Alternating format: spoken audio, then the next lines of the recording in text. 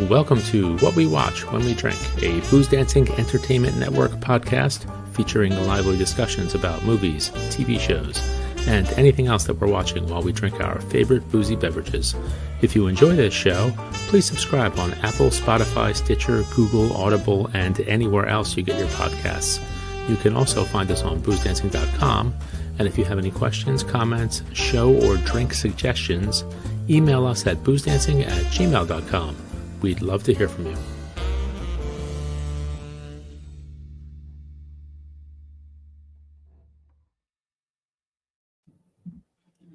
We are live on a Whiskey Wednesday. This is What We Watch When We Drink, the live podcast. We are back with you. We're streaming this monstrosity live all over the place on YouTube, the Instagram, the Facebook, the LinkedIn, boozedancing.com, our website. And let's see. No, we're not on our website. We are on our website. Oh, we're not. Yeah. Let's see. If you have any pithy comments or questions, drop them in the chats on all those different places, and we'll also take non-pithy comments if you'd like. Pithy yes, comments. Sir. That's redundant. It is kind of yes. Let's see. As you are well aware, we are the official podcast of record of all duties, taxes, fees, and tariffs. And I'm excited to say that this podcast tonight is going duty-free, tax-free, fee-free, and tariff-free. Now, if we were doing this yesterday or even earlier this morning, I can't say that would be true. We tend to change our minds pretty quick here at headquarters. We're pretty willy-nilly. Lots of the podcasts are hitting you up for fees and all that stuff. Not us. We don't do that. We're here to keep money in your pocket, not some foreign podcast pocket that has been ripping you off for years. So we are tariff-free tonight. Hey, what's our trade deficit? What's our podcast trade deficit? Do we have one? We are in a deficit. We're okay with deficits. We run deficits. Okay, we're good with that. Okay. We're pretty negative. And we're pretty negative. So how are we doing? We tend to bring people from other countries because they're interested guests and have things to say. We don't shut it all down and build a wall. This is true. That's right. We drink foreign spirits a lot more than domestic spirits. We're running a deficit. We are definitely a deficit podcast. So there you go. So welcome everyone. Welcome to What We Watch When We called? What we watch when we drink. My God, have you been drinking already? On the Booze Dancing Entertainment Network. I want to remind everyone before we get rolling too far that you can hit us up on all the socials to see my two compadres and their great reviews of whiskey and beer or whatever's in front of them at the murder table. You can give that podcast five freaking stars when you get a chance to, because we still are tariff-free. Today we got a lot of fun stuff going on. So before we get jumping into that, how are we doing, gentlemen? How are we? Living the dream. Just living the dream. Living the dream. We are living in the dream. My Phillies played your Dodgers, and we were victorious. It was glorious. That was a tough series. It was a tough series and a cold and wet series. Yes, that was not good. And the Atlanta Braves started the season without a win for a long period of time, which also made me very happy. Nothing like a team digging a deep last night to start. It's nice. Until last night. But they can win one game. They just can't win a whole bunch. It's good. It's true. I am definitely pro-anti-Brave, so I'm right with you. Baseball season's here. Basketball playoffs are here. Hockey playoffs are going to be here too. The NFL draft's in a couple weeks. We are in, I believe, the Masters is this weekend. We are in a total meltdown of sports in America. It's the perfect storm. It is a perfect storm. Last week was the NCAA March Madness Final Four, men's and women championships. We are, and the Frozen Four for hockey for college is coming up soon too. So we are in the thick of things, and that means a lot of television. So that's what we're going to be doing tonight. Be doing all right. Otherwise, we're good. We're all good. We're hanging in there. We're doing our best. We're fighting the fight. We're fighting the fight. Well, we're here. We're here. We're going to live another day. We're going to keep going. We're going to keep going. All right. We are a going concern. We are a going concern, mostly and because really of what Mike is pointing out. This is what keeps me going. This is what keeps me going. Oh, okay. Well, wait. we don't have a theme tonight for drinks, right? Or we don't have a particular. It's a grab bag. Nothing. Nope. It's a grab bag. We have a one show we're going to talk about primarily, and other than that, we're going to reach into our own stashes and drink as we want. And should we? Well, why don't we just talk about what we're going to watch? Talk about what we're watching tonight a little bit. The first big topic is the studio. Wait, no drink. We're going to do this without a drink. We're just talking about what we're going to do. Okay. This is the outline. I'm sorry. So, give the crowd the kind of a little intro. The what for? That's right. The what for. Mostly the for. The rest of the what. So we're going to talk about the studio, which is now on Apple, new series. And then we're going to go around just talking about what we've been watching and what we want to watch and what we're done watching with, just a quickie on that. And as we do that, we'll be talking about the individual whiskeys that we've chosen for the evening. Okay. So why don't we start there? Let's all pick our first whiskey for the night and chat about it for briefly. And then we can, Michael, you are very, very excited to talk about that bottle. I'm going bottle and bond. I feel like a 10-year-old Henry McKenna. That's a very good whiskey. It's good whiskey. And not a lot left. So this will be my second, third, and fourth whiskey too. As I try and finish this one to make room in the cabinet for the next bottle. If you're smart killing off a bottle tonight, that is a very smart. Well, it's because I saw so little was left. So this could be a bottle kill. Where otherwise I would have had a couple bottles sitting here and made no progress. And then the powers that be would complain that I've made no progress and there's still bottles everywhere. I am definitely on a bottle killing spree. But tonight we have two maybe, but they're not going to get killed, but I'm getting close. And a third one. Ange, what you got? Well, a while back, I don't exactly know how long ago it was, but Mike and I went to our dear friend Mark Gillespie's to help him clean out his stash of whiskey. Mr. Whiskey Cast. I think it was beyond a stash. It may have been a hoard. It may have been a hoard of whiskey. You know, it might have been it was an armada. I think the dragon Smaug laid on less gold than he had whiskey. I don't know what any of that means, but okay. I don't know either, but it's funny. He had a lot of whiskey. That's all I know. So his wife implored us that we each take a case home. So I took 12 bottles home. These 3 bottles that I have on my table right now are from the stash. I'll talk about the other 2 later. But for the first one, 10th Street American Whiskey out of San Francisco. Never had it. Yeah. Never had it. It is an STR American malt, 46%, copper pot stills, water from the California Sierras, non-chill filtered. That's all I know about it. And for those who don't know, what is an STR? Shaved toasted card. Shaved toasted. And a little addendum to that. That one is an Impex Beverages product. They are a distributor, or JVS. They are the ones that distribute that. So that's Sam Philmas and Company. Well, I also picked it because I grew up on 10th Street in Philadelphia. Look at that. So I figured, I'll do that. Now, the one I chose actually goes back to my first visit to you gentlemen in New Jersey. Michael, you had this, I believe, or had a version of this that, and I didn't know what it was. This is quite a long time ago. This is the Single Cask Nation version of that, of a Stoicia. Stoicia. Yeah. Oh, yeah. The peated Bunnahabhain. Yeah. And this one clocks in at 57.7%. It's 10 years old, and it is, of course, single cask.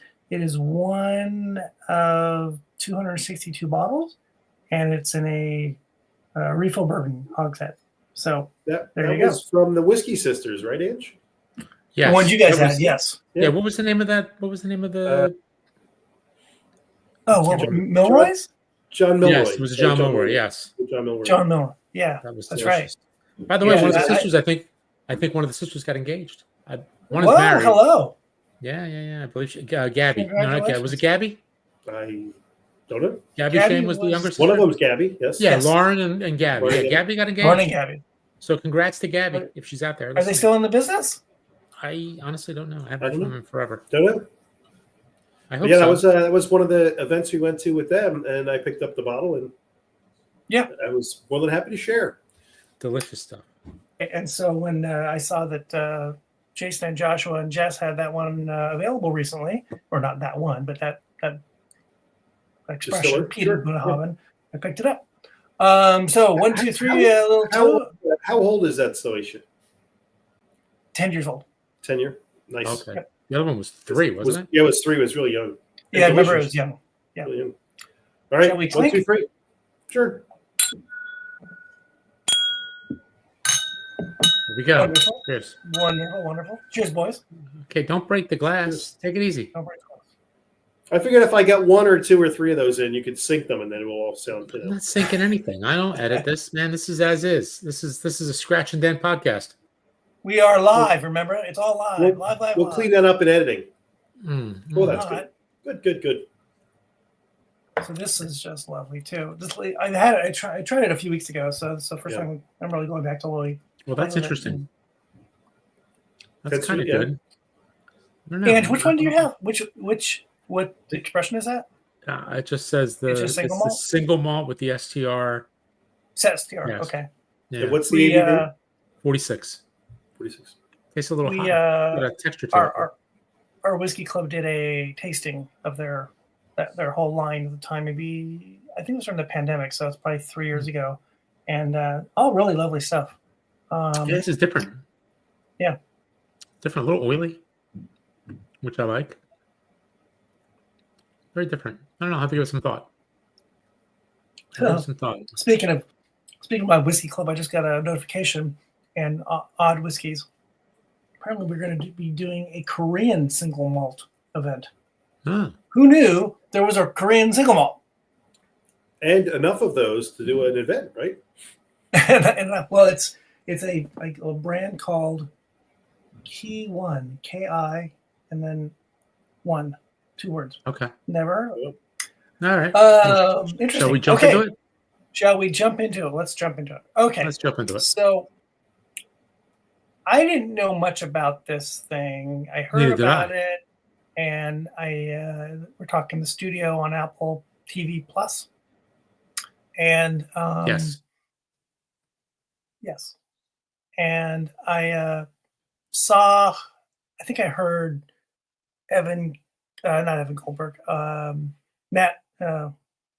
Seth Rogen on Howard Stern, and then I read a couple articles, and I said, "Wow, this is." And I don't think I even saw the trailer, and whatever they're talking about sounds interesting, and so I just took a chance on it a few days after it was released, maybe a week after it was released, and I just loved the first episode. It was great. So it was really fun. It was really funny. So I shouldn't have even kind of jumped into my backstory on it. But Ange, do you have any information on it at all? Probably not. I know it's got a pretty good Rotten Tomatoes score. Yeah, I didn't do like all the stuff here. It's just I'll give you just the quick, just the one-liner. Okay. Follows a legacy Hollywood movie studio striving to survive in a world where it is increasingly difficult for art and business to live together. Right. So the first episode is the pilot and kind of the backstory on the show, and jumps right into what this thing is about. It's comedy, starring Seth Rogen, with Ike Barinholtz as his, and Seth Rogen is an executive at a movie studio in Los Angeles, Hollywood, and Ike Barinholtz works for him or works with him as an executive. Kathryn Hahn is also in it as the head of marketing, and Catherine O'Hara was the former head of the studio. Correct. And she is. We don't know this in the beginning, but she is released. She's let go. Had been there for 30 years. And Bryan Cranston is the, I don't know what his CEO or is he the owner? What is he? The president or something of the Continental Films. Continental Studios, hires or promotes, is a better word, Seth Rogen into that position. And Seth Rogen takes it, even though he was a protege of Catherine O'Hara. And he doesn't even care about the reasons why she was let go. He just takes the job. and he's from the old world of movies are important. And filmmaking is like an art. And He's a cinephile. He's a cinephile, right? With a C, not an S. Correct. And he wants to make great classic movies, right? But Bryan Cranston and the people upstairs, they want to make money. And they don't want someone in this position to not make money. They don't care about, what does Bryan Cranston say? We're not making films here. We're making movies that people want to pay to go see. That's, I think he says. Cranston was fantastic. Right. So there's many cameos in this whole series. And there's been 3 episodes. I believe the 4th one dropped today. It comes out on Wednesdays. So we're talking about the first 3 episodes. Yep. It's a wonderful take on Hollywood and about the craziness of Hollywood movie making, and about how does art and art and commerce meet and cross, or does it cross, and how do things get done in Hollywood? The great thing about one of the great things about this, it's of course funny, but it's also got many cameos. Oh my God, folks! I mean, it's endless. I mean, the first episode, you got Scorsese. Oh my gosh! And your cousin. My cousin. And your cousin. Who's my cousin? Who's his cousin? Come on, Buscemi. That's right. right. Buscemi. Buscemi. That's right. Come on. Yes. Cousin Steve. Yes. And everybody's playing themselves, right? Buscemi. It's Charlize Theron's in it briefly. Yep. Charlize Theron, Nicholas Stoller, I believe is a real person. Yeah. And what's interesting is I think they're all people that Seth Rogen's worked with. Yeah. So he's just asking them to, like, hey, I was in this movie with you. Could you give me like 5 minutes? Just give me 5 minutes. And I don't think he worked with Martin Scorsese though. Not except for Scorsese. Okay, yeah. But I think like a lot of the other cameos, it's just like, yeah, this is somebody I work with them. But the thing is, remember, Scorsese's got the whole Apple connection because they did Flowers of the Killer Moon. Yeah, that's a good point. Yes, that's a good point. So there's all these connections, right? I mean, so we can talk about the episode specifically, and also in the show in general. The wonderful thing about this kind of comedy writing is that it's kind of like old school, like an old school sitcom. It was very Marx Brothers to a degree. It's very Marx Brotherian, right? Yeah. And it's very which kind of chaotic loops. It's chaotic, and it's also what does Seth Rogen say in the 2nd episode about how things come around back to himself? What's that called? He used a term. Bookend. Is it bookends? Bookend. And a lot of sitcoms bookends and callbacks. Right. Callbacks and bookends, right? Yes. And I love a good callback. I love a callback. Yeah. And there are every episode's that way, and that's just like Three's Company or whatever. That's how all sitcoms are. The old sitcoms of yesteryear were written. You come up with a crazy premise and follow the story. Same with Seinfeld too, and you would come back and ends with that same premise in some fashion. You know what was beautiful about the first one? When he's talking to Cranston about the whole thing with Kool-Aid, and then he's talking to Scorsese, and Scorsese's talking about his movie, and then it clicked in my head, and I was like, "Oh my God, they're not going there." No, and they did, and they did, and it was it was beautiful. It was so maybe good. I should say we are totally for spoiler alert. So you're gonna probably, if you're listening to this and you haven't watched it, you're too bad. You're gonna hear stuff you can just watch on TV, but we're gonna tell you first.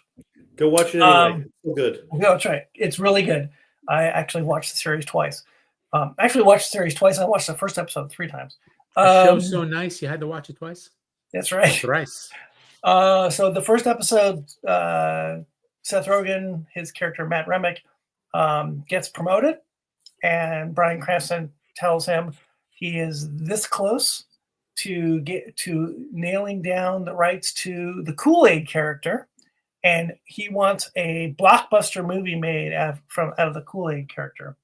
And Seth Rogen doesn't really like the idea, but he really wants the job, and takes upon himself. We're going to make the auteur's version of something out of Kool-Aid.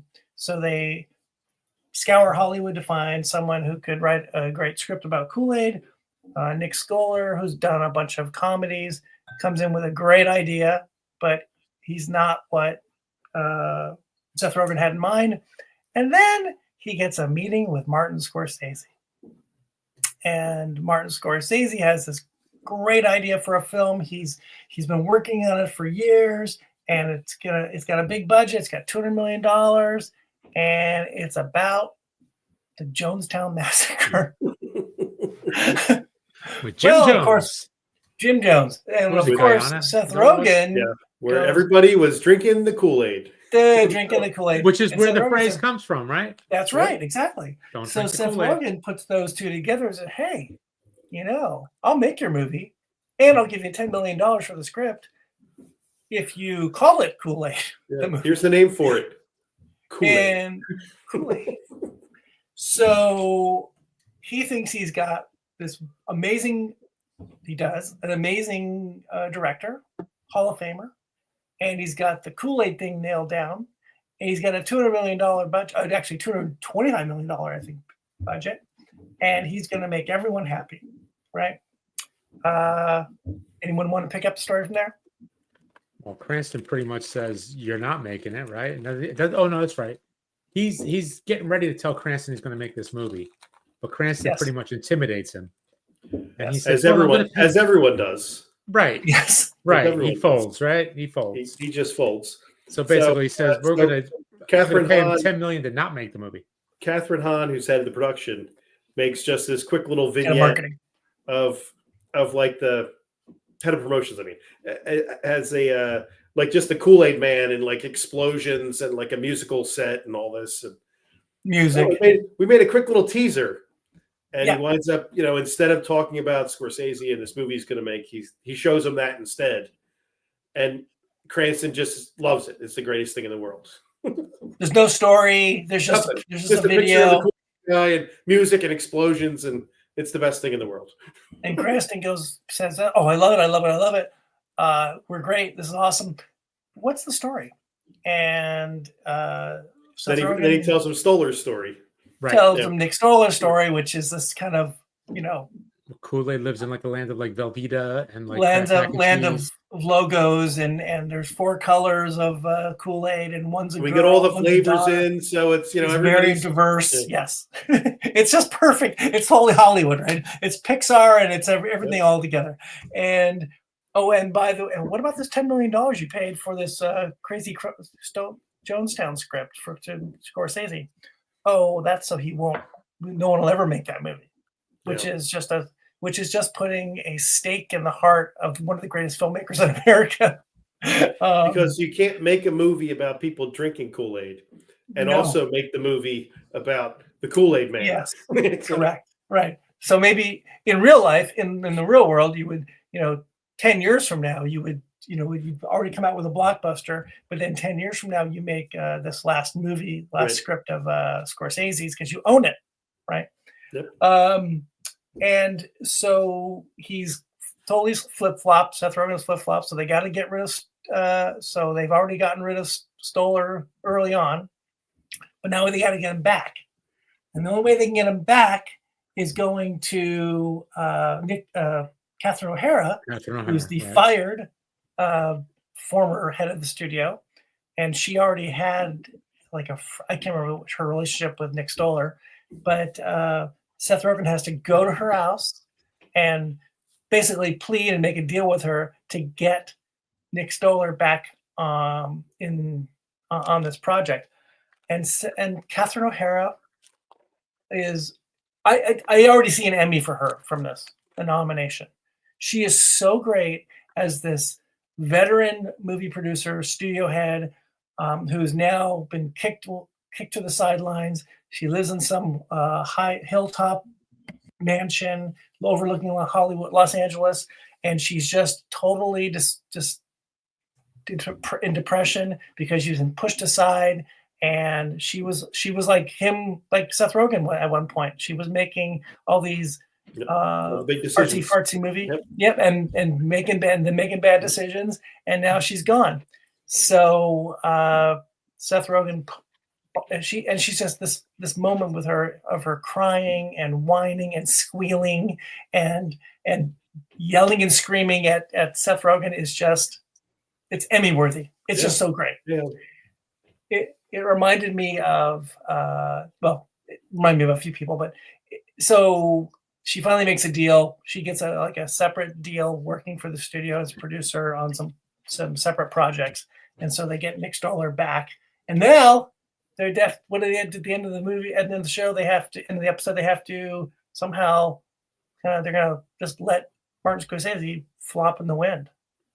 Except they run into him at a party at Charlize Theron's house, and he figures it out pretty immediately that they dumped him and there's something weird, and it's so cringeworthy and so uncomfortable. And then as they're leaving the party, they also run into, of course, the star that would have been of that movie, Steve Buscemi, who, of course, the studio hated already as a concept, as a leading man. It is quite funny. When they were sitting around the room talking about this big artsy movie they're going to make, and they're like, who is going to pay to see this movie? No one. No one wants to see this movie. And they're talking about Buscemi, and no one can say his name correctly. For Scammy. And Kathryn Hahn's like, how am I marketing this when there isn't anybody in this room who even knows how to say the guy's name? Who wants this? Kathryn Hahn, by the way, who was this guy? Is on like, I don't know what the hell she's on. She's on a higher level. But what's interesting is they do a callback when they meet Buscemi. They say his name wrong, and he corrects them because they still don't know what his name is. Those little things are so it was great. Freaking great. They're so great. Angie said earlier about the Marx Brother Yin way. Oh my God! Kind of shot. There's a lot of the scenes are very long. It's one shot, right? Yep. And there are a lot of running. There's just running. They're it's running running in the studio, running down a hall. How's this? If the Marx Brothers had the tech they have today, the movable cameras and all this crazy stuff, can you imagine what a Marx Brothers movie would have been like? Oh, it'd be almost like impossible. They were already insane. Yes, with 2 cameras. Yeah, so just imagine what it would be like today. With 2 stationary cameras. There's a scene.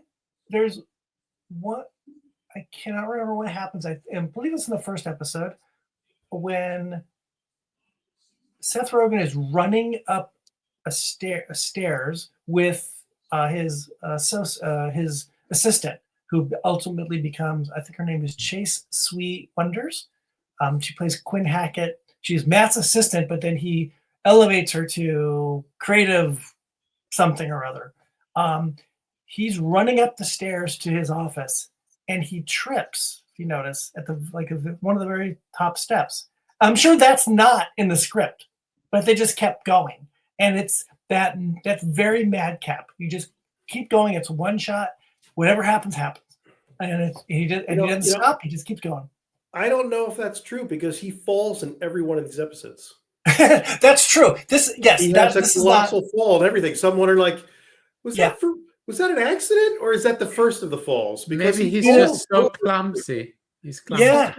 So clumsy. I thought in the third episode, I was thinking, there's a very Dick Van Dyke quality to him. You know, he's a little, not a little, he's a lot, he's bumbling, right? He's bumping into things. He's just a little bit, his body moves faster than he is, and he can't control. He's like the bull in the china shop. It's a lot like all the great comic pairs. The 2 of them are Marx Brothers-y. They're a little Abbott and Costello-y. They're a little Martin and Lewis. The Dick Van Dyke's, like everything. They're like stealing from everyone in this, and but it plays really well. That frenetic, overly energetic, kind of crazy banter back and forth, and the physical comedy really works. Frenetic is great, and we didn't talk about Ike Barinholtz. Ike Barinholtz is Sal Saperstein. Yeah, who's executive, very close friend. You can almost argue that they're best friends. He and Seth Rogen. And he was hoping that he was going to get the studio lead job, and he didn't get it. So he's whatever he is, an executive. So there, and he's a little more buttoned down, but he's really knows things. He's Right. he's been around the tracks, and his banter with Seth Rogen is great. Them together in every episode is just hilarious. If it was they could do a buddy cop film together, these guys would be amazing.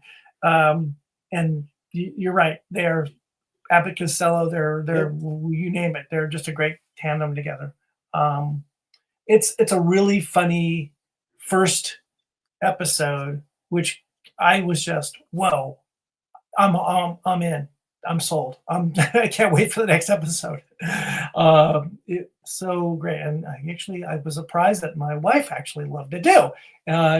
We were both laughing out loud as we watched. Well, I'm watching it with number 2 son. He seems to enjoy it as well. Yeah, I've recommended to quite a few people already. You know, it also has a feel like, what's his name, David O. Russell. Yeah, like it's got that kind of just crazy energy. Yeah, like Flirting with Disaster or Silver Linings Playbook.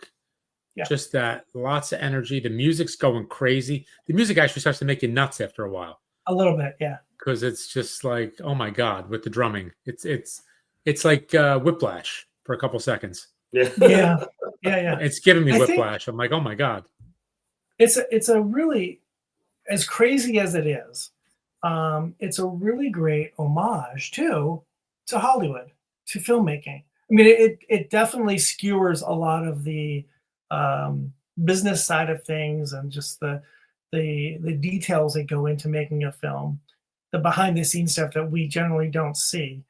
But there is a love of film. There's a love of movies, and Seth Rogen, you can tell, is a movie lover, and his character is a real movie lover. He believes in directors. He believes in storytelling, and he wants that to be his mark on this studio.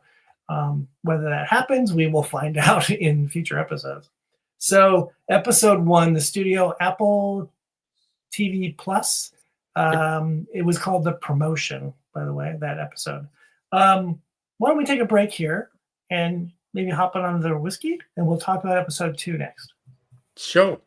Twist my arm. Mike, what you got? I got. Are you staying the same? Same way. Still Henry McKenna, single barrel, bottle and bond. Especially in this crazy time we're in, maybe a little whiskey talk here for a sec. People have been asking me for quite a while, of course, recommendations on whiskeys and things. And I always, if you don't want to spend a lot of money, and if you like bourbon, this is the greatest time to buy bourbon. Yeah. And bourbon and rye. There is so much good bourbon and rye on the shelves in America at really inexpensive prices. I don't know what that McKenna cost. 40? It might have been 45 tops. Yeah. 45 tops. It's a bottle and bond, which is 50%. Like a better bourbon. That's right. And it still wasn't very expensive.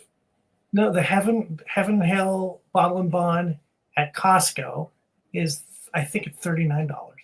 I mean, they cannot. They have articles every year where it comes out, and it's basically, if you're drinking, if you're spending more than $50 for a bottle of bourbon, you're nuts. You're probably doing it wrong. You probably are. You're paying for a name or a label. Yeah. And you can find many, many quality bourbons for a lot less. Oh my God. You can go down to the $20 level and get an Evan Williams that is pretty darn decent. Evan Williams great for cocktails. Yeah. Or a Four Roses. Yeah. Or Four Roses. Yeah. I mean, they're delicious. And we've also talked about how they've been overproducing in. Yeah, so it's only going to get cheaper. Probably when they start getting rid of this stuff. Yeah, for import now they can't send it anywhere. So nope, it's going to stay here. Right? Bring on the tariffs. Bring on the tariffs. You know what? You might be able to get that Blanton's for $60 again. Yeah. Can't send it anywhere. That and high end stuff is probably not going to come down, but the lower end stuff, I mean, I think it's there's just so much of it they've got. Or you might see something that comes out for an older age, where typically bourbon that's true isn't aged for longer periods of time, and you might see a few age statement now because there'll be a glut. What do you got? It is the What is High that? West Yippee-Ki-Yay. Oh yeah, I haven't had that in a I like long the label. I feel like a rootin' tootin' cowboy. time. Rootin' tootin' ready for shooting? Sure. Or are you going and throwing out a Bruce Willis movie with your Yippee-Ki-Yay? Yeah. You falling out of the Nakatomi Tower? What the hell's that movie? Die Hard. Die Hard. Yeah. Die Hard. Christmas movie. Yippee-Ki-Yay. The great Christmas movie. Something's chirping in my house. It's annoying me. Is it a mouse? No, it's probably a smoke detector. I wouldn't worry about Just it. a smoke You're detector. probably fine. Don't worry about that. Chirping. Yeah, whatever. Stay Just low. pour your You're drill on it. Chirping. What are you heading in for? I have. This one's Nice. kind of getting low on the. Let's see. I can't even get. There we go. There we go. This is an 8-year-old Right back. Kilkerran Karen, from Glengyle.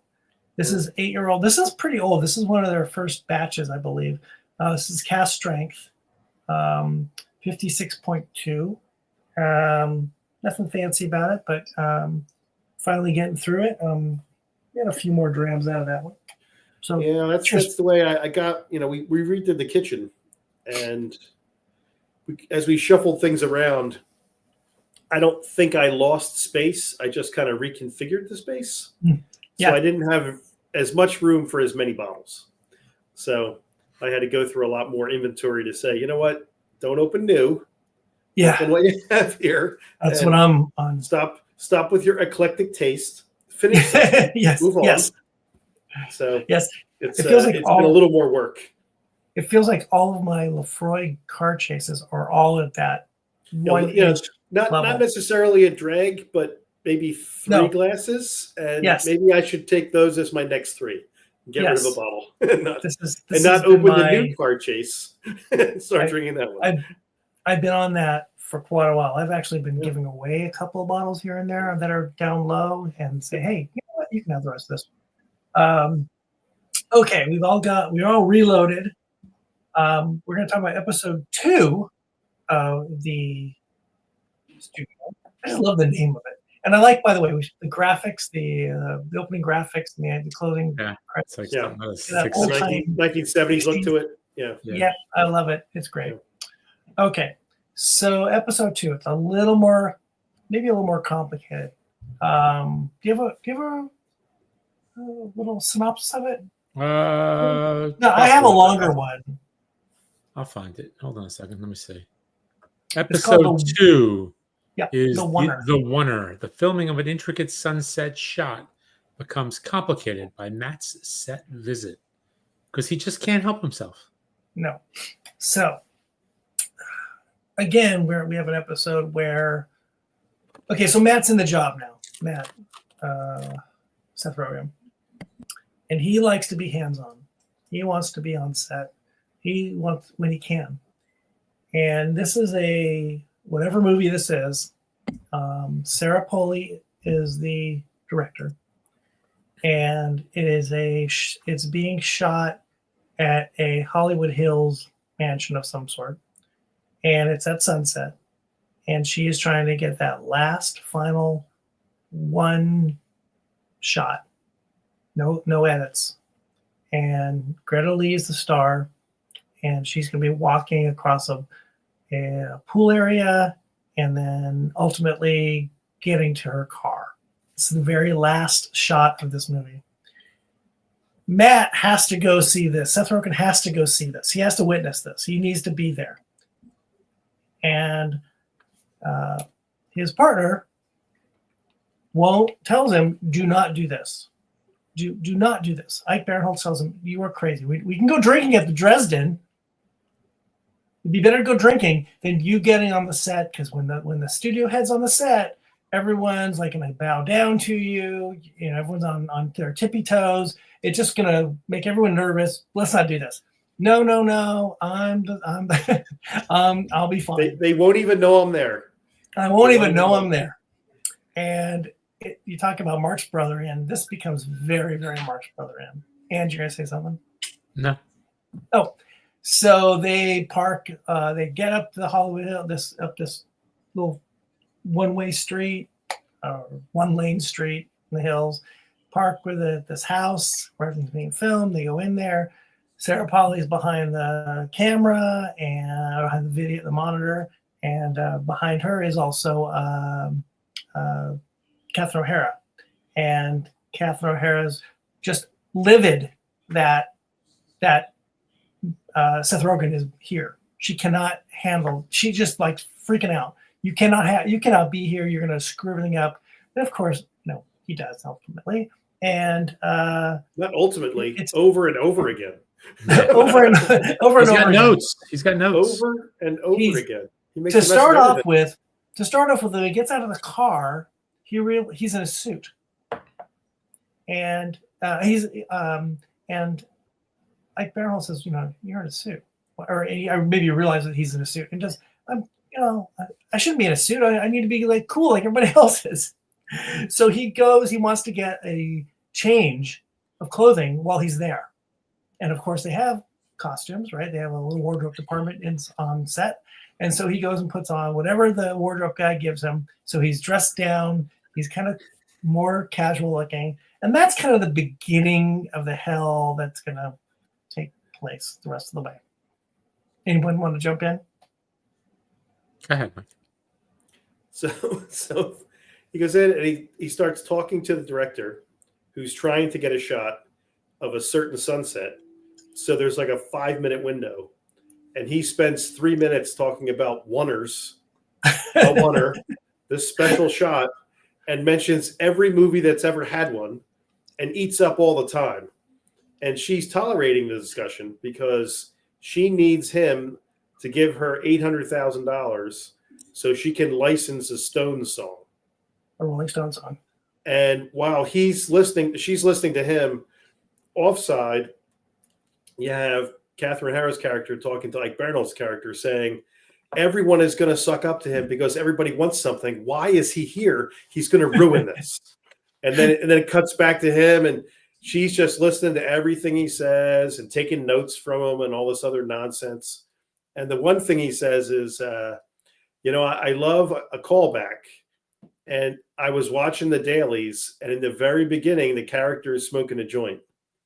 And wouldn't it be great if at the very end, character was smoking a joint again? And this sets everybody off. The director now, Sarah Polley, now feels like, I got to incorporate this stupid note because I want him to give me money to buy this Stones song, which creates an even further delay because now they got to get someone to make up a joint to give to the actress so that she can go do these things. Right. And Greta Lee is the actress who walks across the scene. The first take on this with the sun going down, the joint is lit, but it goes out. So they have to start over. And so they have to relight it and start over. And she, I think it's after that is the second attempt. Greta Lee runs into Seth Rogen, and as Kathryn O'Hara pointed out, everybody's going to want something from you, so everyone's going to be nice. And she wants to go on a promotional tour using the corporate jet when the movie's finally released, Greta Lee. And she mentions how she loves this callback. I think he says bookend. Bookend. And how she loves that idea of having the joint come back again. Oh my God. And it's your idea? Oh my God. What a great idea. More sucking up to the studio head. Just amazing. And he's, this is great. So it's falls apart rapidly throughout this whole thing. He wants one of the PA, the production assistants, a kid, wants to suck up to him too. He gets him clothing. He wants to get him, coffee. And of course, getting coffee on set is, oh great, I'll have this whatever blah blah blah oat milk frappuccino drink, and he's got to get this coffee. And they decide the higher ups, Kathryn Hahn, to actually move him away from Ground Zero. They want to move him to his own little perch where he can watch on a monitor away from everyone else and not be disruptive. Well, his video village, his own video village. His own video village, correct. And of course, that lasts about 5 seconds. He's making a mess. He wants to be in the middle of everything. He's too loud. That's one of the reasons. The first I think is the first take or the second take. He's just so loud, and Greta Lee can hear him whispering from afar. She's outside. He's inside the house. He's just being annoying. And he has no clue. He just thinks it's fine.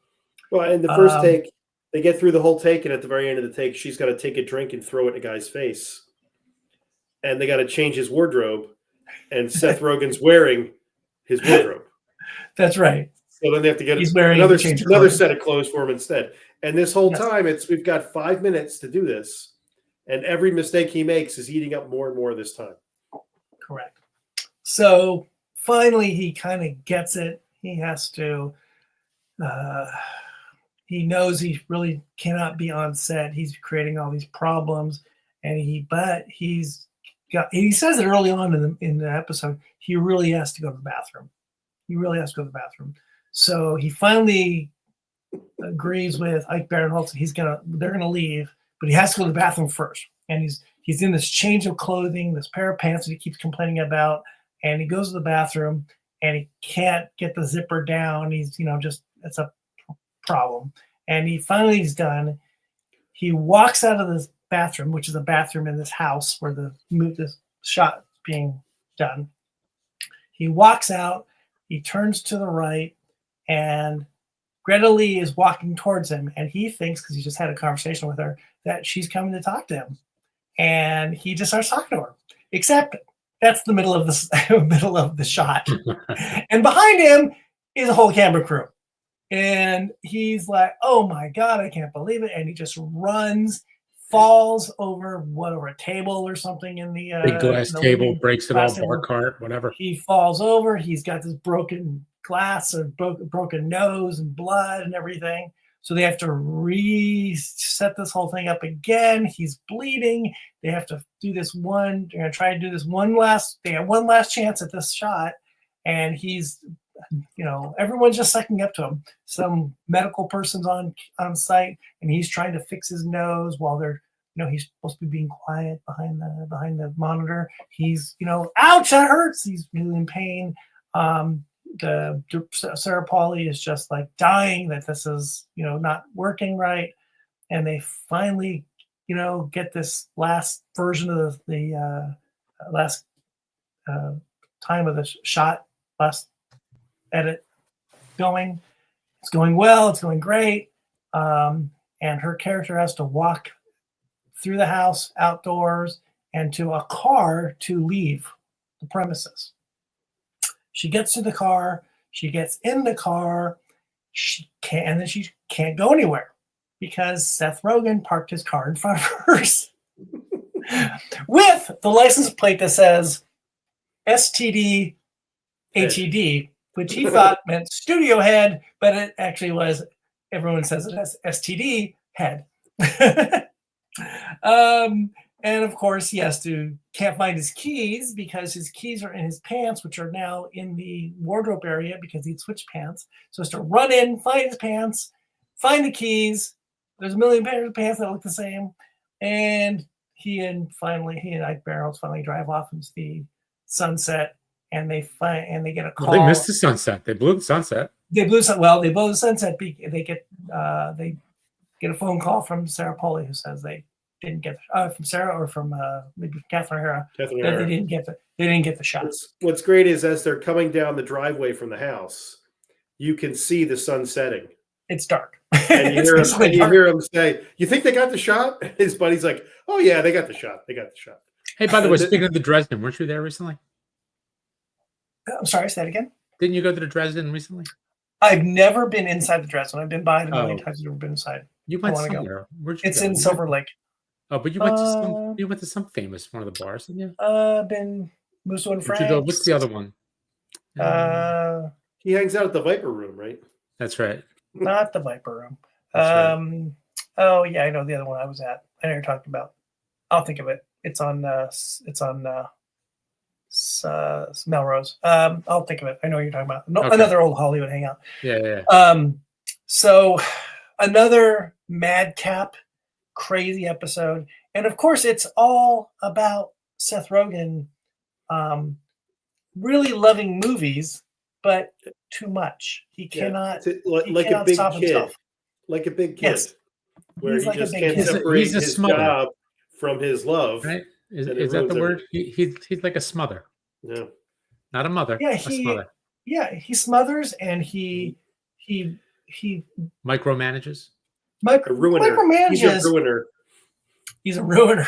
He's a ruiner. micromanager, but not in the way of an annoying manager. He's in love with his craft.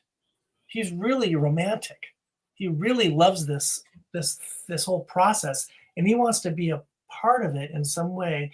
And he doesn't see that he's doing bad. A micromanager, like an executive, is going to really, really be control freaky. It would almost be better if he was a micromanager. Maybe. It probably would be. And instead, he's just a meddler. He just seems to ruin everything. And what He was doesn't even interesting know it. is the very beginning of it. They mentioned that if they don't get this shot, they lose Greta Lee for 10 days or something because she's got to go do something else. Yes. And he ruins everything. And you're like, well, now they can't finish that movie because they got to wait for her to come back from wherever she was and try to get this shot again.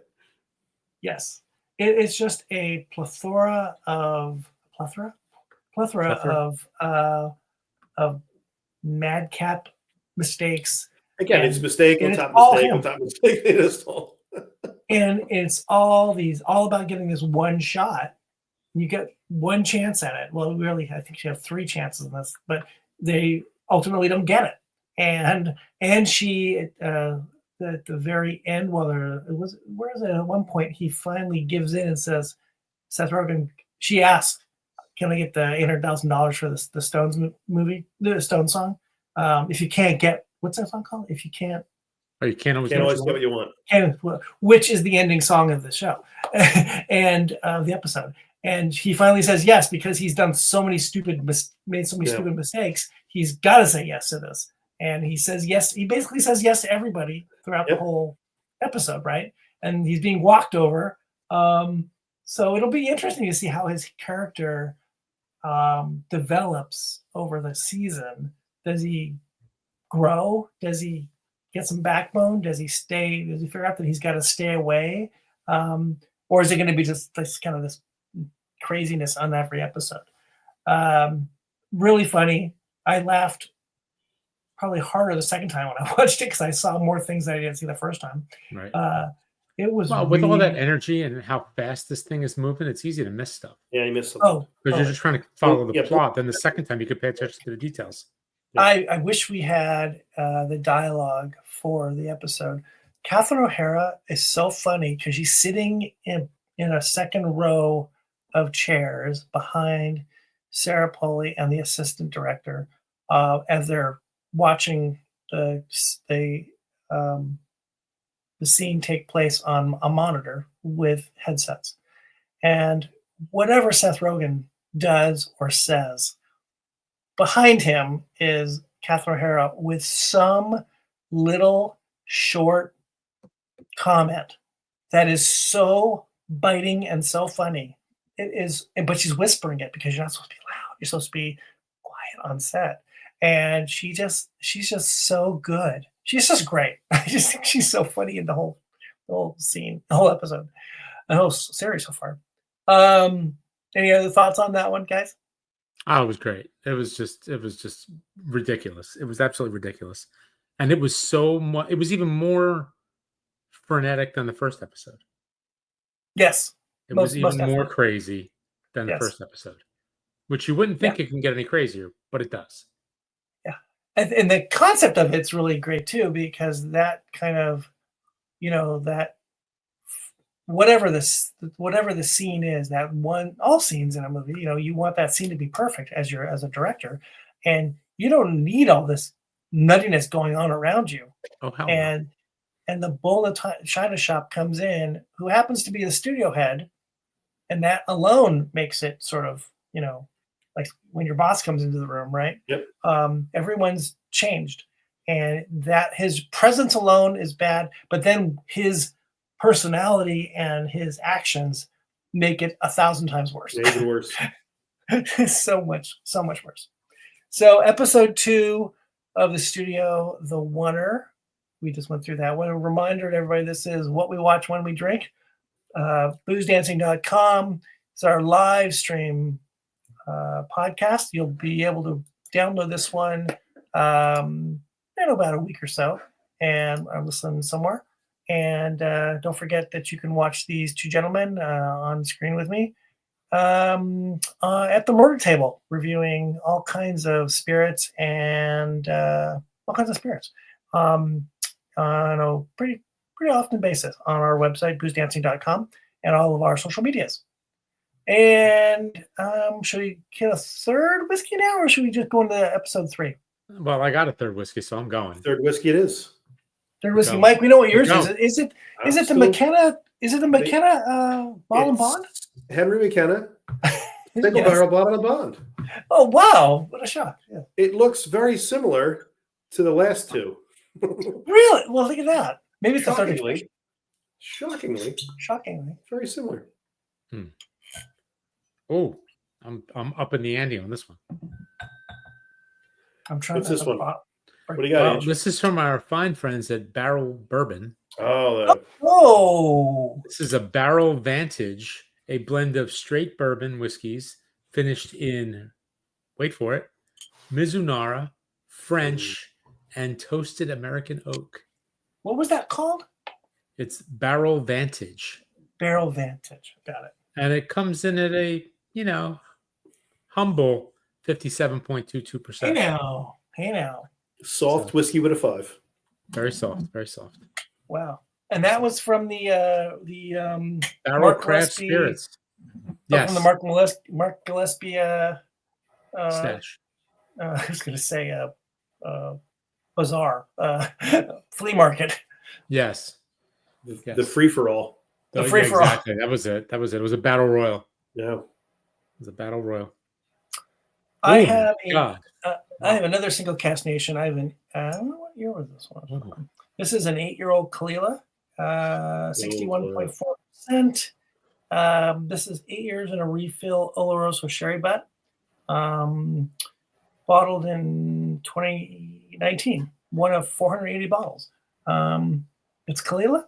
I like Kalila, so I'm having Kalila. And I may go back to the Kalila. Ooh, it's lovely. Now this one's another bottle-ish kill for me. It's another 1-incher, Mike. Another 1 inch. Oh my. Oh my good or am I bad? That's pretty good. Yeah, that's kind of funky. So had you not had that before? No. Aaron, you need a dregs night. I do. Yeah, I know. I've been like you, Mike. I've been pulling out the short ones as much as possible, and I never finish one. You need a dregs night to finish them all off. Yes, indeed. Fill the recycle bin. Yeah. Well, there's nothing better than getting rid of a bottle. Oh my gosh, it's the best these days. In the old days, it was nothing better than getting a bottle. Now there's nothing better than getting rid of a bottle. Well, then I get Alrighty. It's a 2. Yeah, that's right. Okay. Episode 3, which came out last week of the studio. Again, this is on Apple TV Plus. The studio with Seth Rogen, Ike Barinholtz, Kathryn Hahn, Catherine O'Hara, and Chase Sui Wonders, it's a really nice, by the way, talking casting, it's a nice group of 5. They're the main group. Right. And then you've got all these people that the rotating folks that are going to come in and out on each episode. The extended cameos. Yeah. Extended cameos. And we may or may not see other folks from the studio. We had Bryan Cranston in the first episode as the president or CEO of the company, but we haven't seen anyone else from the studio. So we'll see if those folks show up at some point. Anybody else? Sure. Okay. Episode 3 is called The Note. And do you have anything on The Note? This is a very interesting episode. Matt feels nervous about giving legendary director Ron Howard a difficult piece of feedback. The Note. Yep, that's a very good note. That's a very good synopsis. What I loved is the experience everyone has when you go to the movies, and they keep doing the cutaway to say if 15 minutes in, 45 minutes in, an hour and a half, 2 hours in, and it's the movie's so great, the movie's so great, the movie's so great. And the point of this one is at 2 hours, it's a great movie. And they get up to leave, and there's 45 more minutes to the movie. And the note is, get rid of the last 45 minutes. Yes. And it's who's going to deliver the note? How are we going to deliver it? What are we supposed to do? And the whole premise was just, you made a great movie, and then you ruined it. So you got to fix this. Get rid of it. Well, it was funny though, because with this episode, I thought it got a little tedious towards the middle, but then they just they turned it around and it just revved it up, and it just they stuck the landing, as they say. They seem to have a few too many people who didn't want to deliver the note. If they had just cut one more, like one less person to say no, I think it would have been a little sharper. Right. But they picked it up at the end. They really picked it up. I got a little concerned. I was like, oh my God, is this going to keep going like this? Yeah. It's starting to drive me crazy. Yeah. It's almost the same joke over and over again. But then they pulled it back together again, and it was pretty damn good, I have to say. So Ron Howard is the director of this movie. And as Mike said, these four folks, not Kathryn Hahn, are watching a screening of the film for the first time in a private studio on the Continental Studios lot, and they just are excited about it. It's Ron Howard. He's great. He's won Academy Awards. He's just amazing. And as Mike said, they go through this movie, and at 2 hours, it ends. It feels like it ends, and it's just awesome. And they're all excited. And then there's another 45 minutes. It's almost a different movie. The other 45 minutes, and the movie stars Anthony Mackie. I believe his name is, right? Anthony Mackie. Because I think isn't he in some Marvel movies or Marvel movies, Hurt Locker, a bunch of different things. Okay, I'm not totally familiar with the guy, but he's the other major cameo in this, and they all walk away from seeing this movie that the 45 minutes at the end are just fluff. It doesn't. It's just and the end. Kathryn Hahn said, I can't sell this movie. It's too long.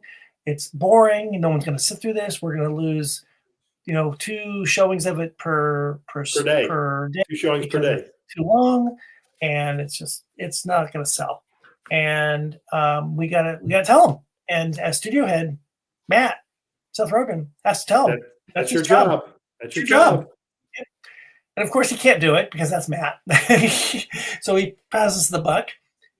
Wait. He can't tell him for a certain reason, though. Well, we know that at the end. We find that out later. He once gave a note to Ron Howard. We find that out later. He tries to get first. He tries to do it himself. He does try to do it himself, and he can't do it. He just falls apart. Doesn't do it with meeting Ron Howard in the lobby. He can't do it. And then he goes back up and tries to get his assistant,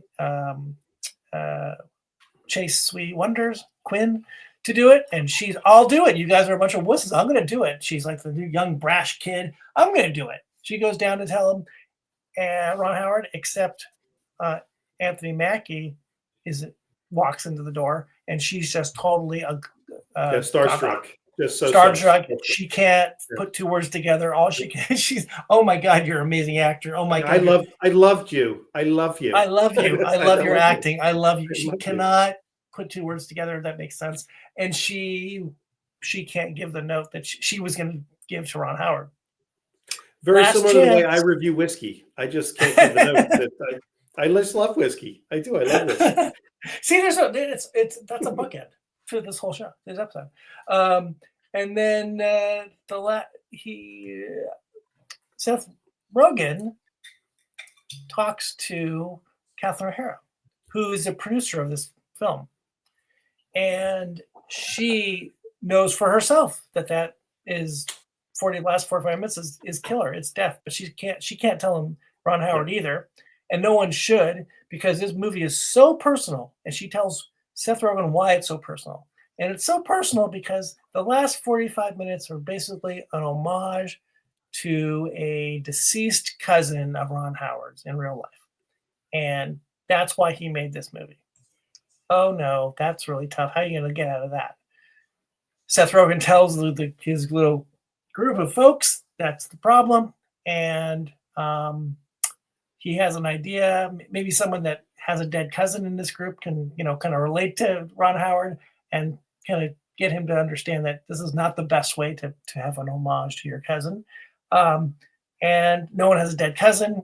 So our boy, Ike Barinholtz, lies to Ron Howard and says he has a dead cousin. And he really understands the meaning of this movie.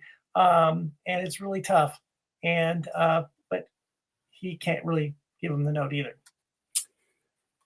So strike three, right? Three people can't give him the note. And then there's a big meeting with the executives and marketing people and all about how they're going to market this movie.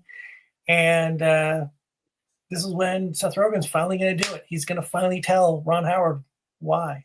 But he has this background in this with Ron Howard that he thinks Ron Howard doesn't remember.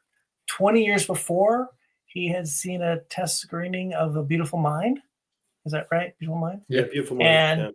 And everyone, all these famous directors are there, and everyone loved this movie. And somehow does anyone have any notes for Ron Howard? Kind of more of a joke. And Seth Rogen says, yeah, I have a note. And he's basically, I can't remember what the note was about the movie. The note was basically that the Paul Bettany character was figment of his own imagination. Yeah, but let everybody in early that they all know it's a figment of his imagination throughout the movie, right? Not the big kicker at the end, right? And Ron Howard, I guess, flipped out at that, couldn't believe it, and laid down the law at that 20 years ago that meeting. So there they have history, and they're in this group meeting, and Ron Howard's talking about this, and he brings this up about how this little Seth Rogen, who was starting out his career, brought up this whole thing to me 20 years ago about my movie, A Beautiful Mind. And he's saying this in front of this entire conference room of people. And Seth Rogen cursing him out and yelling and making fun of him and basically talking about, did you get the same note too? It mentions every movie with a plot twist ever. Yes. Did you say they should have done this? Did you go up to M. Night Shyamalan and say, hey, what if one of the ghosts just said, hey, when's Bruce Willis going to know he's dead? and what I love to know that whole scene is Anthony Mackie off to the side agrees with them that the movie's too long and that whole last scene doesn't work and it needs to get cut. But then in that particular scene, when Ron Howard's just going off on Seth Rogen's character, he jumps in and does it too. And Seth Rogen looks to him and says, what are you doing? He's like, oh, but this is funny. This is funny. Like, oh, okay. He's got a back end percentage on the movie too, because he's a producer. He's an actor producer. So Seth Rogen just freaking loses it and just goes off, and that's kind of the end of the episode. And wait. He goes off. He stands up, and then he falls over again for his third fall in 3 shows, right? Because Ron Howard tries to go after him. Correct. And Ron Howard, his hat at him. Who everyone thinks is like the most affable person in the world, has to be held back from taking a swing at him, which is just so funny because that's not Ron Howard. At least you don't think it is. Maybe that is Ron Howard. That's not Opie. And he's dropping F-bombs and trying to go after him. And it's just so funny. And Seth Rogen does a walk later after this scene, and he's walking alone, mirroring the bookending, the 45 minutes of the movie where it's just basically Anthony Mackie and a little kid walking in various places and looking up at the sky and looking at pools of water and very melodramatic. And this is Seth Rogen doing exactly the same thing around the studio, and finally gets a phone call from Seth Rogen, from Ron Howard, who apologizes for lashing out, and Seth Rogen apologizes, and Ron Howard agrees that 45 minutes is not necessary, and so that's a really interesting part of it too, because this arguably that movie's going to do well, because that part of the you trimmed it down, out. You fixed it, right. We don't know what happens in the movie in the previous episode, but we know that this movie is going to be made the right way and probably do very well. But the end of the call is great, though, where Ron Howard recaps and it says, so I say I'm wrong, and then you say you're wrong, and then we're good. And then finishes like, but if you ever mess with me again, like again, threatens to kill him and all. You will never work in this town again. Yes. Ron Howard is so mean. It's great because it's Ron Howard, right? America's favorite kid. They could do a later episode with Tom Hanks going after him, because he's another guy that everyone thinks is the greatest guy in the world. Yes. Now Tom lays him out. That'd be a great episode. I read an article, or maybe it was on Stern, I can't remember which, where Seth Rogen was talking about Scorsese and Ron Howard. He'd never met either. They never met. Him and his partner, Evan Goldberg, had never met them. And they're larger than life to Scorsese for sure. And even though he's very small. He's very small. And they weren't even sure this. I think Seth Rogen said, we weren't really even sure if Scorsese knew who we were. Because man's like 80 something, right? Ron Howard, he's just a really nice guy. Again, does he know who we are? And they've never met, and he just agrees to do this and play this like outlandish version of himself.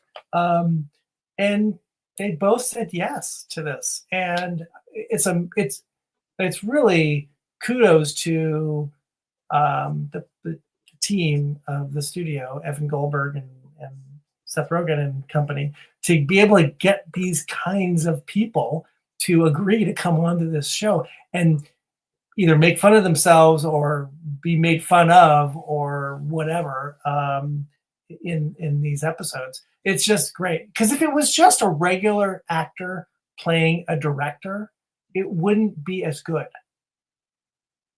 It would not be as funny if it was somebody playing a guy like Ron Howard. Yeah, and I think because you probably have a preconceived notion of who these people are, to see them play some blown up, ridiculous portion of themselves is just hysterical. It's hysterical. Like when you see Scorsese and they're telling him, you bought my movie and you killed my deal.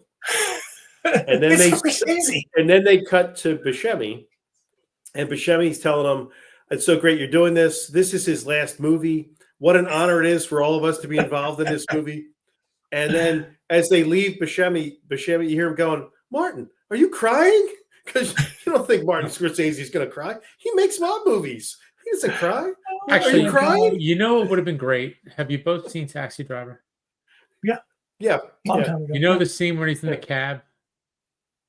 Yeah. In the back seat of the car, and he's talking about the 44 Magnum, et cetera, et cetera, et cetera. And he's watching this other guy sleeping with his wife. If he would have gone off like that, that would have been a spectacular callback. Yes, it would have been. That would have been fun. I think it's great where he's just sitting there crying. It was great. It was good. Scorsese doesn't cry. He's Scorsese. Yeah, it's really great with the ongoing callbacks, bookends, whatever you want to call them, and having this kind of big names of Hollywood be a part of the show. Really lend a lot of credence and value to it. It makes it really funny. It helps that they're all sucking up to Apple Studios because they got like deep pockets. Yeah, no doubt. That doesn't hurt. When Seth Rogen calls, they don't pick up, but when Apple calls, they pick up twice.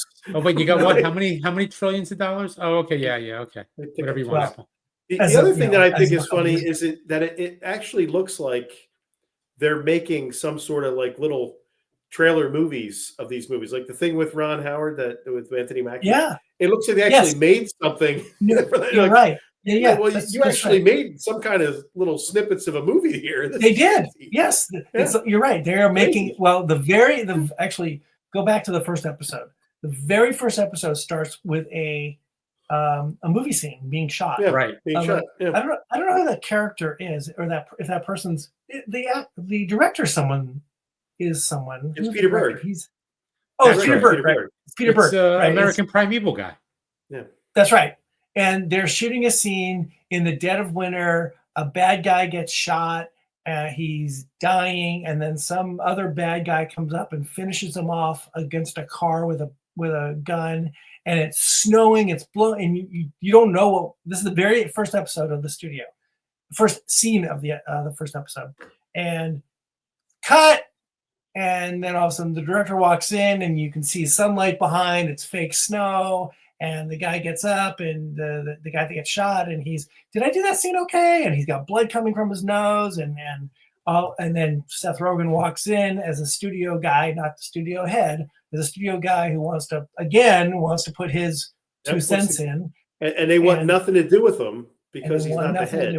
He's just a guy. He's just a guy. He's just another studio. He's a suit. Another who suit. Walks in. Another suit. And so what you said, Mike, they are making scenes of movies in this TV show, the studio, which really, and they're very real and they're done very well. I mean, they're done like you're seeing it from the back end, you're seeing it from the director's point of view and the crew's point of view and maybe the actor's point of view. All for a reason, because you're trying to get the audience into a Hollywood set. And the star of that movie is Paul Dano. Who's that? I don't know. Star, he's an actor. He's been in a lot of things. The star of the second movie is Greta Lee. The star of the third thing is Anthony Mackie and not James Franco's brother, Dave Franco. So it's like these are real actors who you can honestly see in real movies. Yes. Yes. Like it's not like they're just bringing their friends in to do stuff. It's like these are real people, and the directors are real directors. They're not just like Peter Berg's a director. Sarah Polley's a director. Ron Howard's a director. They're really directors. It looks like a fun show to make, although very complicated. I heard Rogen talking about how complicated each episode is, the way they're shot. Because there are some really long scenes, but it's really fun. I mean, so 3 episodes, 3 for 3, all fun, all funny. I can't wait for the 4th episode. I mean, I'll watch it after we go off the air tonight. It's so fun. I also wonder if a big part of this is that you're getting such big name people involved that the logistics for the amount of time they have to be in this, it's like you got us for like 4 hours on a Tuesday and that's it. Yeah. That's all we got. Because I got to get back to my real job. I can't be doing this with you. Where it's not like a typical TV show where Monday, Tuesday, Wednesday, we do a run through. On Friday, we shoot. It's like they're probably doing snippets all week long of grabbing this person while I can get them before they're on to their next thing. Yep. Let's talk a little bit about the cast of the individuals. Seth Rogen has had a very interesting career, right? He started really young. He was doing stand-up comedy in Vancouver, like at the age of like 15 or something like that. And he's another guy out of the Freaks and Geeks, right? Freaks and Geeks guy. Just look at that cast. They're all stars. They're all stars. And then he goes on, he just gets into the whole Apatow world, right? And does all those Apatow early kid movies. And then at some point, I don't know, maybe in the last 10 years, he decides to kind of get away from the screwball comedies and start making some serious comedies. And I think he's done a couple serious movies too. He's been a little bit all over the place. And this is him kind of coming back to the screwball stuff, I think. But it's screwball with a lot of brains. I'd say this is more like the cerebral comedy kind of stuff you're into now. Most definitely. Yes. It's a much bigger deal. Right. It's not about, and even that's a lot of what he is today. It's not about pot smoking and being high all the time. By the way, I look at his IMDb. He's got 59 producer credits, 126 acting credits, 31 writing credits. So he's a pretty prolific guy. I mean, the guy's well, and his writing partner, the two of them make a lot of things together. Evan Goldberg, they do a lot of stuff together. And they produce together, write together, and direct together. A little fact about Evan Goldberg. I think they grew up together, as I recall. I'm not sure of that. I would say pre-pandemic, a number of years ago, let's say 10 years ago, my family and I would go to a lot of places. We had a place here in my town where one night a week at a school there'd be a bunch of food trucks, and they'd have a band, and it was all about going to see the food trucks, right? And one food truck that was there, kind of frequently, I believe, was a poutine food truck. Ooh, I know. Who owned that poutine truck? Evan Goldberg. Huh. Wow. Yeah, there you go. There's my Evan Goldberg story. Last year we went down at spring training and we went to a Phillies Blue Jays game at the Blue Jay Stadium, and they served poutine. So I had to get it. And my son and my wife were both like, "You are terrifying. You'll eat just anything, won't you?" That's the most disgusting looking thing ever. No, that's not true. And I said they haven't eaten with me. It was so good. It's the best. So that's true. It is the best. That is the best. Okay. You'll eat anything, Mike. I'll eat anything plus the kitchen sink. Yeah. Oh, yum yum. I don't eat innards. You're you're about the innards. No innards. Seth Rogen is just a funny guy. I mean, he's a funny guy in we don't see him in real life, but you can imagine he's a funny guy just sitting around talking, right? He's a funny guy in talk shows. He's a funny guy. One of the best episodes of Dave Chang's live cooking show, oddly enough, was with Evan Goldberg. I'm sorry, with Seth Rogen and Ike Barinholtz. It's two guests per episode, and Chang cooks for them. The two of those guys, and we had no idea at the time that this studio thing, this is at least a year ago, that these guys would be coming up with a show, or it probably was already being done. They were just hilarious together, the two of them. Ike Barinholtz is a funny guy on his own. He was most known for being on the Mindy Project, the Mindy Kaling sitcom for 3 or 4 years. He was this crazy nurse on the show. He's so funny. He's hilarious. Weird thing about his family is his dad is a judge, a real judge, and he's done a little bit of side acting. And that show, his dad's probably in his 70s. He's a real judge. And there was that show that came out last year that was a kind of a reality show where they took a guy who's here in LA and they put him on a jury. It was the thing with James Marsden, where James everybody's Marsden. on it but the guy. Except the guy. guy. He's really on jury duty, but he's not. And everyone it was called jury. But him. Right. But everybody's an actor but him. Who was the judge? He was the Ike judge. Barinholtz. Ike Barinholtz's dad. Spoiler alert. Awesome. I've seen episode 4. He's in episode 4.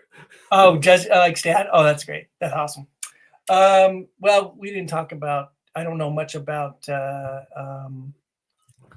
what's her name? Chase Sweetie Wonders. I don't know her about. Kathryn Hahn, you guys know her probably than I do. She's just a star in this thing. She reminds me a little bit, her frenetic attitude, her yelling and screaming, her noisiness reminds me a bit of Elaine on Seinfeld, so a little bit like Julie Louis-Dreyfus. Yep. She's great. You guys, but like I know I've seen her before. I know I've seen her a million times. I don't know where I've seen her, but she's very funny. She's in Bad Moms, which is a great comic ensemble. She's in Step Brothers. She's hysterical. She's in Step Brothers playing the sister-in-law. She was in what was the one? What was the Marvel one? She's in she's in a couple Marvel things. Yeah. She was just in the last one, Agatha All Along, and before that she was in the one with Scarlet Witch. Right. Okay. So she's got a good bit of work behind her, and a lot of Yeah. it's varied, but she usually plays a character not quite there, a little bit different. Yep. For dramatic effect or for comedic effect, but she's very. And last of the main group, Kathryn O'Hara, well, she's just, SCTV stalwart.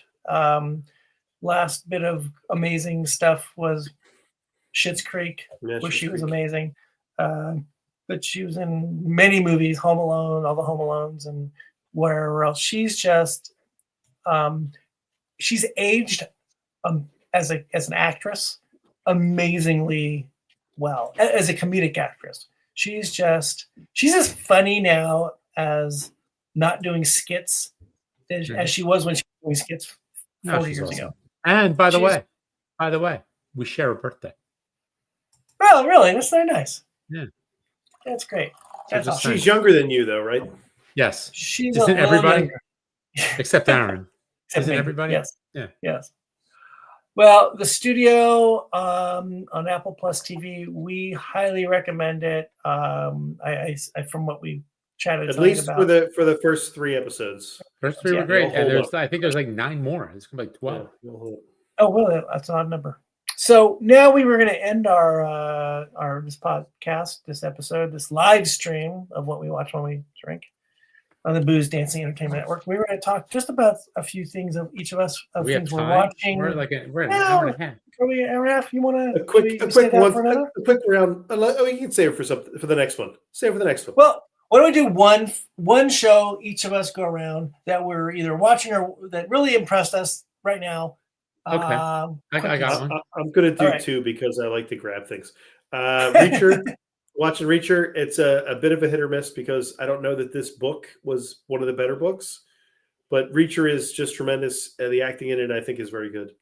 And then The Night Agent is coming back again, and I can't wait to see The Night Agent as the next season of that. Okay, Ange, what are you doing? Ange. I have been watching Dope Thief on Apple TV Plus with what's his name, Brian Tyree Henry, who was in Widows and he was in Atlanta. He played Paperboy, and also it has Wagner Mora. He was in a couple episodes of Mr. and Mrs. Smith last year. Yep. And I don't know what else he's been in. He's getting a lot of work, but I'm really liking it. And I just watched episode 5 on Sunday, and it was fantastic. It was a lot of fun. Filmed in Philly. They play Wagner and Brian Tyree Henry play Ray Driscoll as Brian Tyree Henry, and Wagner Mora is Manny Carvalho, and they're like best friends. They grew up together, and they live in Philly, and they came up with they both had their addiction problems, substance abuse, all this kind of stuff. But now they've come up with a scheme. Basically, they're going to be like, I don't know, sort of Robin Hood, except they're not giving anything to the poor. They're keeping it for themselves. But they're robbing basically low-level drug dealers, posing as DEA agents. But in one episode, they basically rob the wrong house, and all hell breaks loose. So, and Bing Rames plays Brian Tyree Henry's dad, who's in prison. And wasn't it Kate Mulgrew? I know she's been around for a long time, but she plays from, Star Trek. Oh, okay. She plays a stepmom, and they're really the 4 people that are really famous in this. But it's really, really good. It's really good. They said it was filmed maybe a couple years ago in Philly. Might have been during the pandemic, but it's good. And that's also one. Apple TV, yes. Apple, and Marin Ireland's in it also. She was on Sneaky Pete. I like her. Yeah. She's really good in this. She's really, really good in this. She plays an actual DEA agent. And she's very good. It's a gritty show. It's kind of funny. Brian Tyree Henry's fantastic. That guy is he's awesome. His facial expressions alone are worth it. And he's a Marvel guy. He's in Marvel. Is he a Marvel guy? What's he in now? He was in Eternals. Oh, was he? Yeah. I had no idea.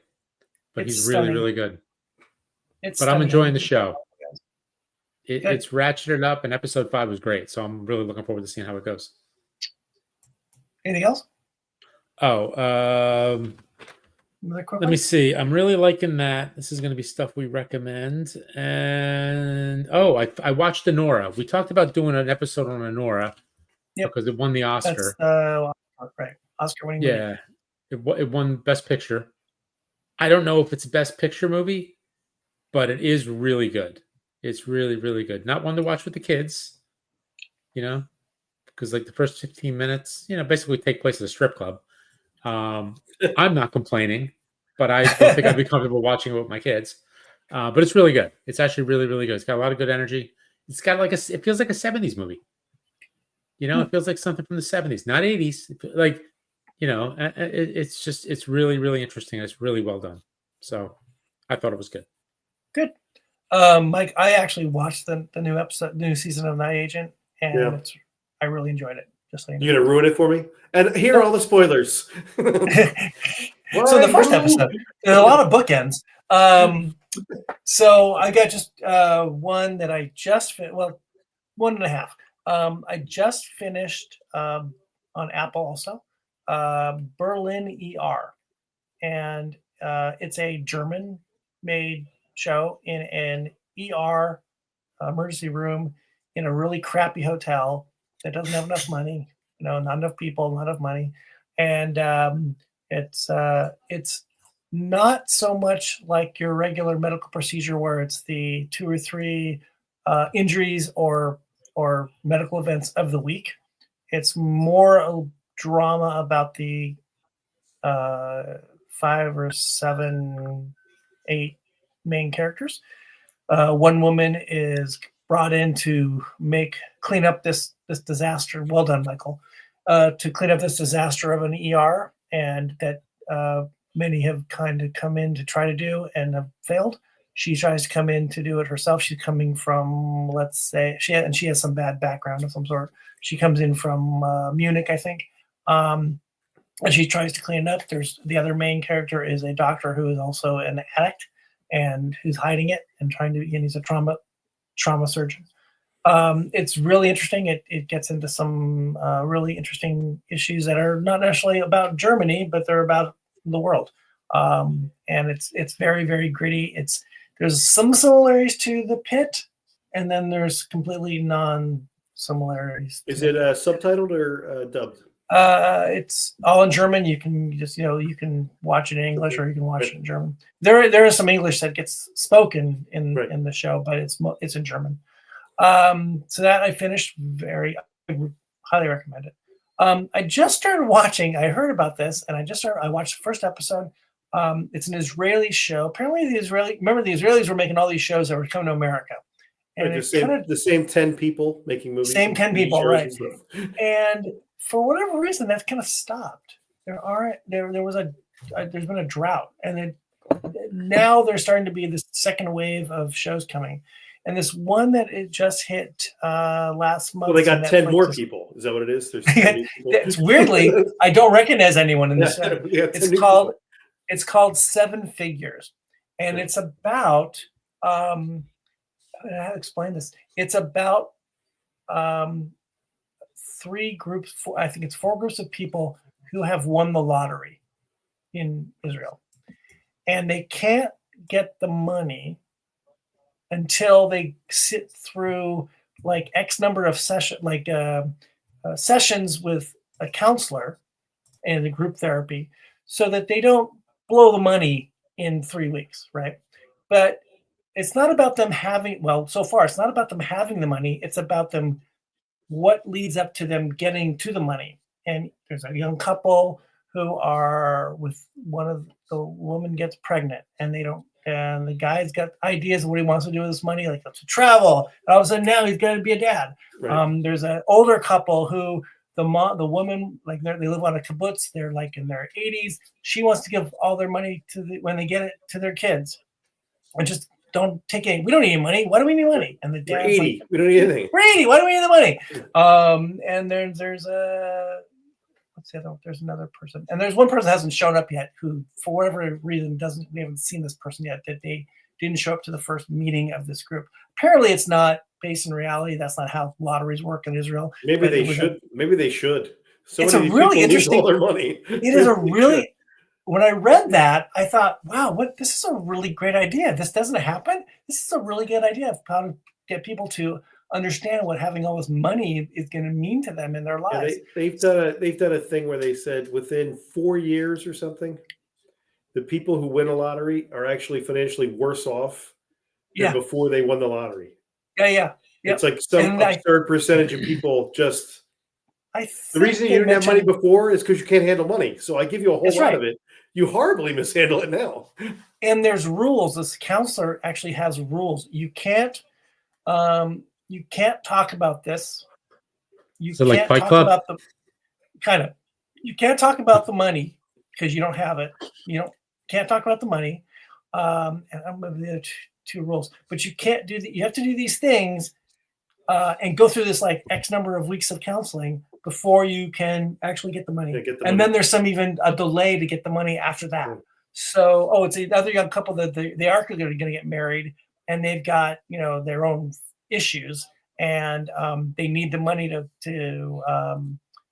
pay for the wedding, and et cetera, et cetera. So they've got other issues. It's a really interesting concept for a story.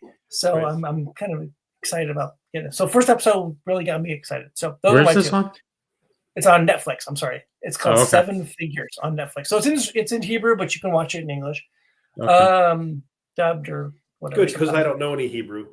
I barely know English. Okay, we're cutting you off at 3. Yes, we're cutting you off at 3. So there you go. We have had quite the episode. We have talked about a few things that we are watching or going to watch. And we went through the first 3 episodes of The Studio on Apple Plus TV. This has been what we watch when we drink. We highly recommend The Studio so far, and encourage all you folks to at least watch the first 3 episodes and maybe more. This episode of the podcast will be out next week, and we all had some interesting whiskeys. Mike had the McKenna Bond, and had various things from the Mark Gillespie Lollapalooza giveaway thon. Whiskey Palooza. And Mr. Krause had 2024. We won a 2025. It was a Boozanza. It was a Boozanza. I don't know. It was a Boozanza. Yes. Thank you, Mr. Gillespie. I've seen that corral of whiskey of his, and it's quite impressive. But a little bit lighter apparently now that you gentlemen have visited. Wow, he had to make room for more stuff. A little more organized. There you go. Shout out to Mr. Gillespie out there and his wonderful website and podcast himself, WhiskeyCast. So there you go, guys. Thank you, everyone, for tuning in. You can get this thing on next week on a podcast on all the normal places. Don't forget to watch Mike and Angelo at the murder table reviewing various things. And we will see you on the other side. Cheers. Cheers, all. Cheers. And blast off. Cheers.